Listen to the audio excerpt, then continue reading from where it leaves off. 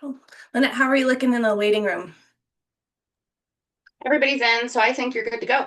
Okay, great. All right, we'll get started here. Thank you for joining us for our second Lunch and Learn.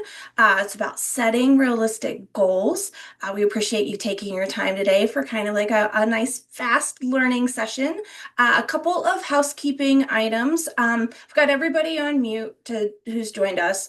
And if you wouldn't mind just kind of staying on mute, we'll take questions at the end, but you can also put some questions in the chat box if you would like. We've got members of our team here today who will be monitoring that, and we'll take all questions at the end. So without further ado, we'll get into the learning session. I'm going to share my screen here.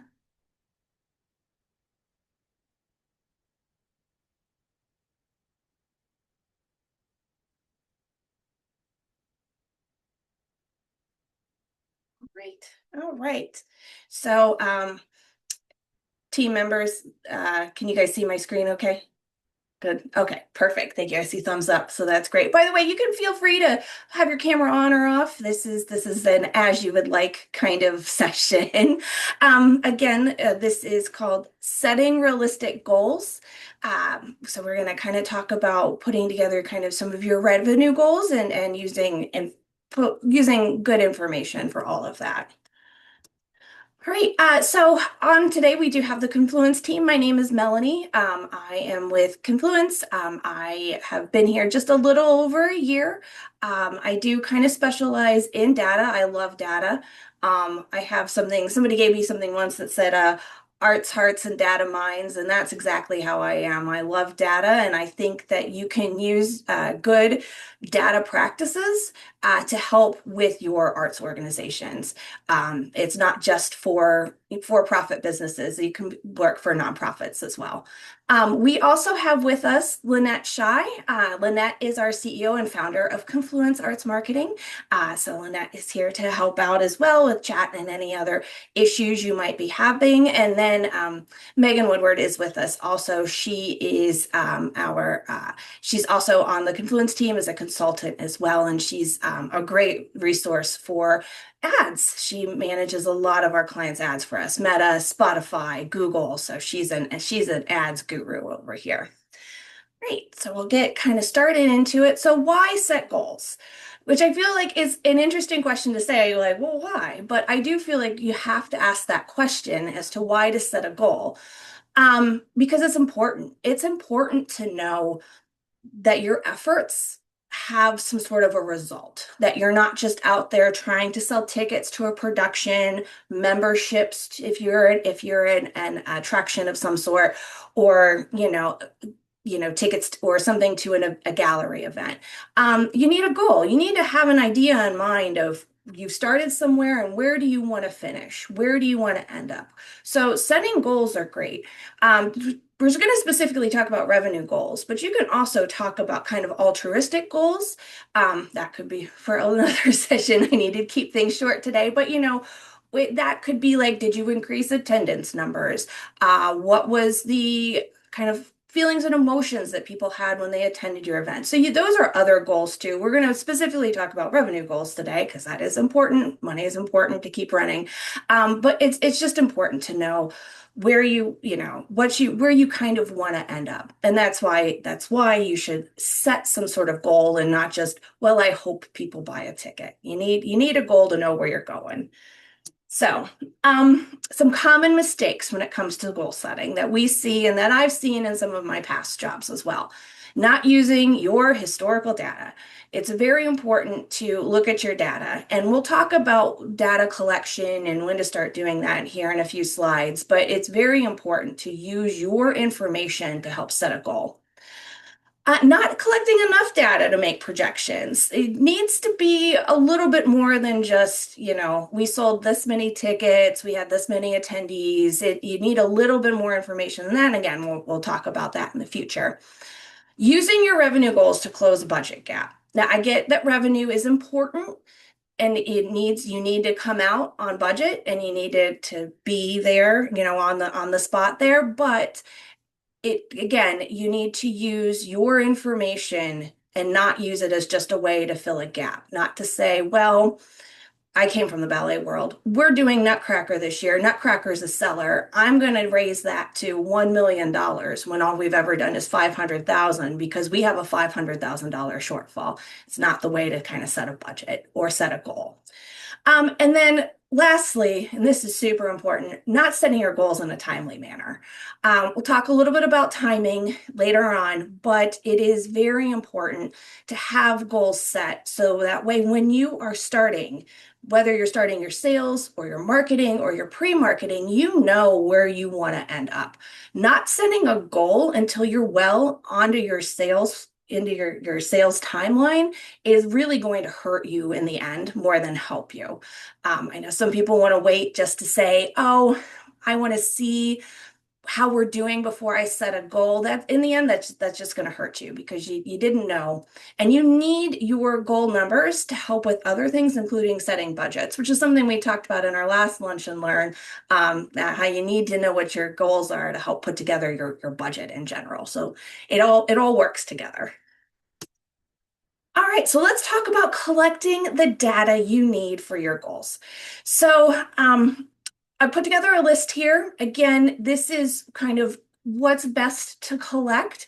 We'll talk a little bit at the end about if you're just getting started in collecting your data, what are your kind of first steps? But you want to start with looking at your last 3 seasons or fiscal years if you work more on a fiscal year, if you're some sort of an attraction or a gallery, of your productions, your events, and your memberships. You want to gather all that information from at least your last 3 seasons. If you can go further back, that's great.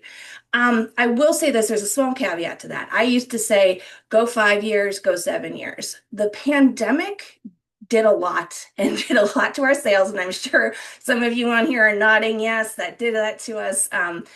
So anything prior to 2020 is probably not going to be good information unless you absolutely need to use it because you just don't have enough. So I would suggest try to not do anything 2020 or prior unless you absolutely need to. So just start with the last 3 years. What you want to grab? You want to grab your total revenue by production or by event or by membership type. And then you definitely want to separate out by single tickets and then subscriptions or memberships. The reason is that you run 2 separate campaigns for your ticket sales. If you happen to do a subscriptions membership campaign versus like daily ticket, single ticket. So you want to look at that data separately because your campaigns are separate, your communication methods are separate.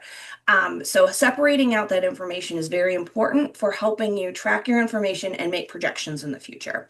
You also want to get your seats sold, again, by production, event, or membership, and separating it out by single daily tickets or subscriptions and memberships.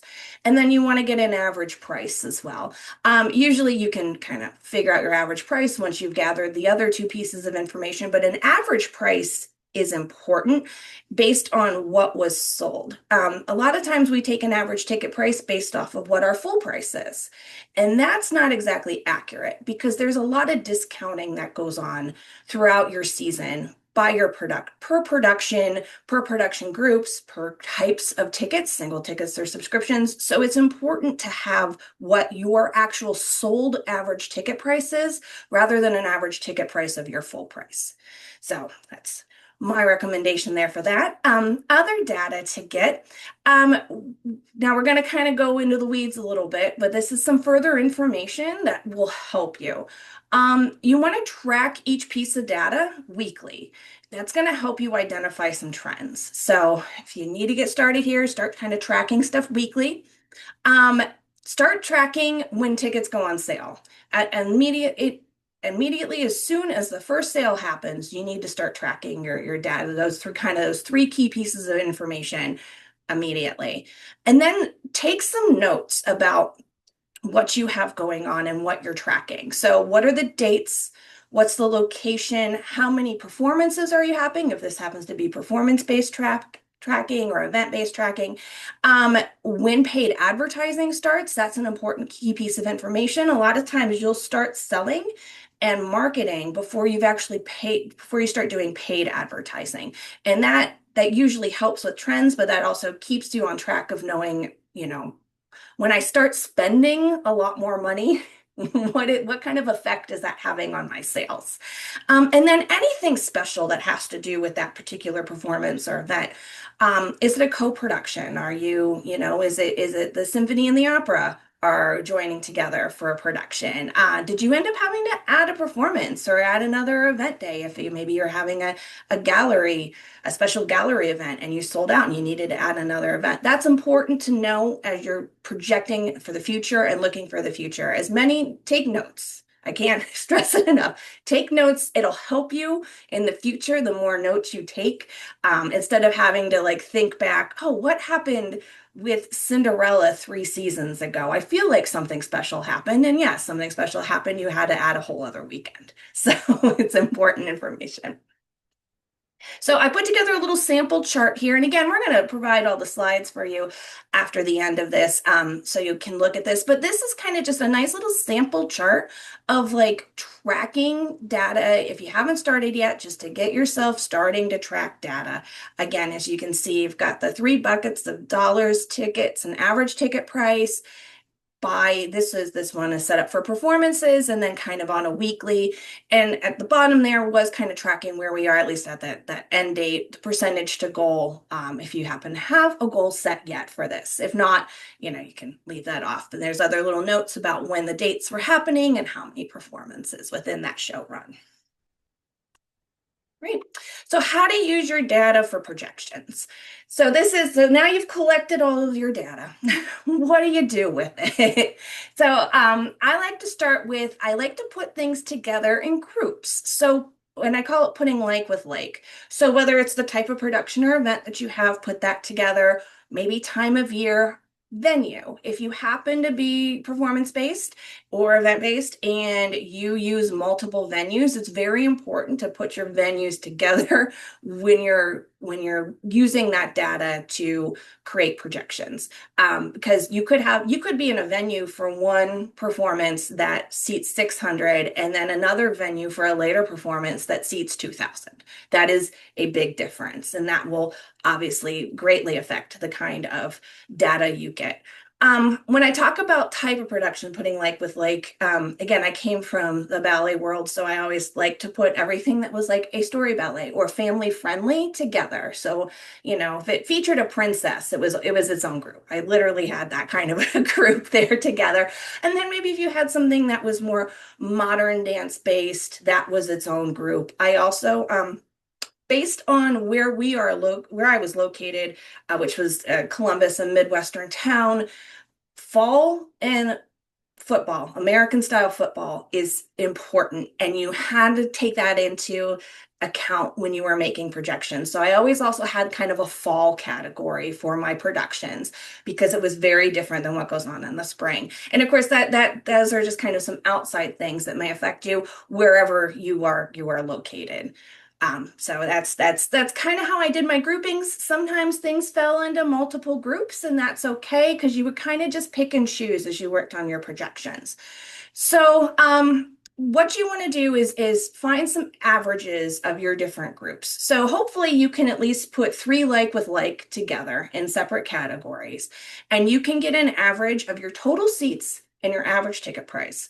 And as you can see, I didn't put revenue in there because that's kind of important there. Because what we really want to look at is how many seats are you selling and at what price? Again, back to what I kind of talked about earlier, your price reflects everything. So that is whether you sold it at full price or you sold it at a discounted price. So you want to make sure that that gets in there as you are working on your projection. And then what you do is you've created your groups, you've got your total seats and your average ticket price, and then you want to multiply that all together to give you what a revenue would be for that kind of a group. So again, if you had your story ballets, you were averaging 3,500 seats at 40 tickets, at $40 a ticket, then you have that revenue goal and you can connect that with whatever you have coming up in your next season and put that together. And this does also work well for events, especially for fundraising events, because they tend to have kind of some very similarities there. And you can also work with this with memberships too, just seeing how your memberships are. I would With something about memberships, I would break that out kind of on your membership levels. There's usually different levels based on kind of either household size, or sometimes people do senior memberships, or sometimes you're a member donor group. Member donor groups should be looked at kind of in their own revenue bucket. All right, adjusting projections. So you'll put this together, you'll put your information together, and then you're going to take a look at it. And I would recommend you also have a couple other people that you trust take a look at it too with you, and make sure that it all makes sense for what you're trying to project for the future. Now, I typically don't advise making any adjustments because your data, this is your data. This is telling you what what you're able to do. Now, if you happen to be making any major changes for your upcoming season or fiscal year, and that's the only time I would make some up and down adjustments to my projections. So if you're increasing prices, adding price levels, remapping your house, then it's important to maybe make some minor adjustments to your projections. Um, don't just adjust to show a year-over-year increase. Obviously, we do want to try to get increases year over year, and you will, again, because you're using, averages, a high to low kind of average to put your data together. Let the data tell the story of your sales, and you'll start to see that those incremental year-over-year increases will just be happening naturally because you're using data rooted in truth to put together your sales, your revenue goals and projections. All right, timing. I did talk a little bit about this at the beginning, timing. As soon as you decide on your season or if you are production and event based, or if it's your new fiscal year, and you've decided what kind of memberships you're selling, if you happen to be an attraction, that is when you want to set your goals as soon as those decisions are made. Best case scenario, you've got goals 6 months prior to when you're on sale. And I realize that's hard. It's a hard number to think about, but it really will be so much helpful for you. Once you have that set, you can use your revenue goals to help set your expense budgets and put plans in place for your communication and marketing needs. What you're going to do expense wise, with paid advertising, what's going to be unpaid, what kind of whether you have money for printing or not. That will help set it if you know what your goals are ahead of time. Again, the sooner you can get it on, and again, 6 months prior is great because then you can put your plans in place for your on sale, and you can just hit that on sale and you're ready to go, and you are in the best possible case to make that revenue goal if you have everything in place before you're on sale. Again, that's best case. I know for a lot of people that's really hard. Least best case, I would say, would be when you're on sale. Have your revenue goal set. Again, as I said before, waiting to set a revenue goal once you're already on sale, that's just going to hurt you. You're going to have a real hard time with trying to make your goal at that point, because it's just you're not using data, you're going off of feeling. Having it in place before you're on sale, before you even start any marketing, is going to be what helps you best make that revenue goal. There we go. All right. So getting started with setting your revenue goals. Like I said, I always say small steps first, right? You gotta crawl before you walk and walk before you run. So if you have not done any tracking yet, start tracking your sales data. And you can never have too much information. So I gave kind of those three key data points, which I think are helpful: your total dollars, your total states, and your average ticket price. Tracking week over week, and anything else that you feel like is important, and what you can get report wise. I know some of this is hard, some of this is based on what kind of reports you are able to get from the system that you use. If you have somebody there to help you manage it, if you're in a shared services situation and maybe you need somebody else to pull it for you, see what you can get, but start tracking data now. And then keep reviewing your data. Even if you're not in place yet for making projections, look for your trends. Look to see when you've got a week over week increase. Look to see when maybe your average ticket price has suddenly dropped by like $10. What happened there? Did a discount go on that maybe you didn't know about? Did something happen? So you want to just keep watching your trends and make sure that you are still seeing positive incremental growth. If something were to happen, then maybe you need to make some adjustments. Maybe you need to increase that meta advertising if things start to plateau. And then start to put your plans in place for your next season or fiscal year as soon as possible, or at least before the on sale. So at this point, if you're already on sale, if you run a season that's fall to spring, if you have a fiscal year that's July 1 through June 30, you're already in more or less in the thick of it at this point. You've started. So at this point, think about what's going on for next year and get yourself in place to have your projections ready, to have your data collected and organized, so that way you can be in the best possible position for the start of your next season and or fiscal year. Great. So, like I said, we keep these sessions nice and snappy for you here. So now we're to the questions point. Does anybody have any questions about the information that was presented? I have something I want you to talk about, Mel. Sure, anything. So once you have all of your data and you're using the math to set projections, sometimes the projections that are set and the goals you want to set might feel a little different if you want to set a conservative goal or like more of a risky goal. What are your thoughts on making that leap into either a risky goal or why to maintain something that feels like a more conservative goal? Yeah, I always joke around. The only time I say the word conservative is when it comes to goal setting. I tend to go on the conservative side because you want goals that are attainable. Um, there is this feeling when your goals are set too high and nothing can be attained, it it radiates throughout your entire organization. So it's best to stay on a more conservative side, knowing that you can attain that goal. And if you were to exceed it, yay, great. You've exceeded goal and now you have a revenue surplus going into your next fiscal year. Now, if you start seeing a trend where you're always really exceeding those goals that you set, now it's time to start going to taking a little bit of a risk. But if you don't have a trend of consistently making and exceeding goal, not just making, but exceeding goal, then I would keep it on the more conservative side. It's best to know there is a morale situation here of making goal and people feel your whole organization feels good about it, not just those of you who are in marketing or in the box office and the sales side of thing, your production crew, your if you are attraction based, your people who are, building your galleries and putting together, what kind of show you have going on. They feel it too. Everybody feels it. Your performers, like it feels good to make goal. So I'm not saying don't make it don't try to reach for something. That's not what I'm saying. Now, keeping it low on purpose just for a good feeling, but constantly setting a goal too high is just going to bust your morale. So, yeah. So let the data, again, one example, let the data tell the story about where you should be setting your goals. Yeah. Any other questions?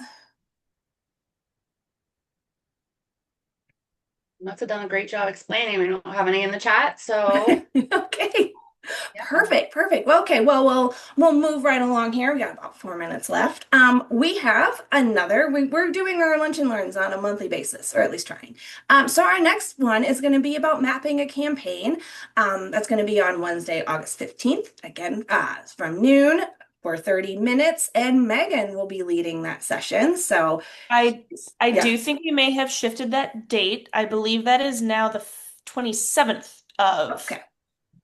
Yes. Sorry, my August. calendar wasn't updated. So August 27th, I'll update this. You'll get a follow-up email with the correct information, but we are still talking about mapping a campaign, right, Yes, we Megan? are. We are. Great. Megan has a great presentation about putting together your marketing campaign, your ad campaign for your event or production. So that'll be a really great session to attend after attending one about budgeting and one about revenue goals. If you have any further questions, if you think about anything else after this session and you want to ask a quick question, We do have something in the chat, Mel.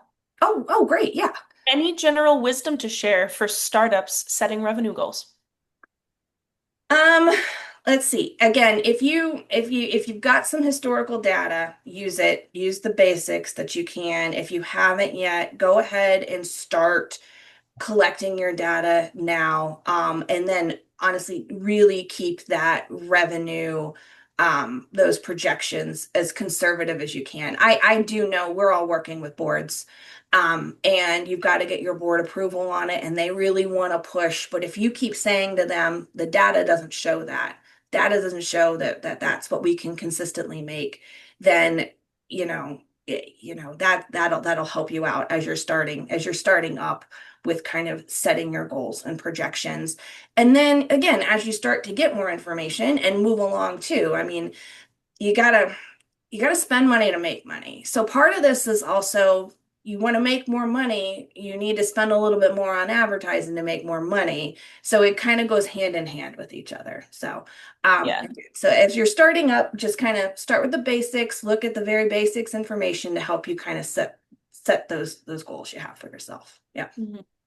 I was Great. actually going to say, I think there's a little bit of tie-in with marketing budget where we can do backwards math instead of if you don't have history to base it on, what is the budget that you have, and then build that up to what revenue can you make off of the budget that you do have. So maybe we don't have historical data to set goals off of, but you might have a budget to work with that we can then do a little bit of math and finagling and predicting to see what you might be able to make off of that budget. Absolutely, Megan. That's a great point there. Right, great. And I'll Anything just say, else come in? Katie said thank you. I just will Oh, also say, Katie, if you want, a startup is a different type of beast in some ways. So feel free to jump on our website and schedule like a 30-minute session with us because we can kind of speak to some of those things with you. It doesn't cost any money, just is a free resource for you to utilize. So absolutely. And again, got to connect with us slide. Go to our website. We've got great resources for you to look at, some blogs, some past sessions, the videos you can watch. Email us, call or text us. We also have a fun little chat on our website too. Just feel free to reach out with us with any questions. We're here to help you, and we want you in your organization to be as successful as possible. Thank you. All right. And that as now we've come to the end of our session with 1 minute to spare. So again, thank you all for joining us today. Very much appreciate you taking time to be with us. And there we go. And having you for this lovely 30 minutes. I hope you had a good lunch too. bye. All right, thank you. Thank you.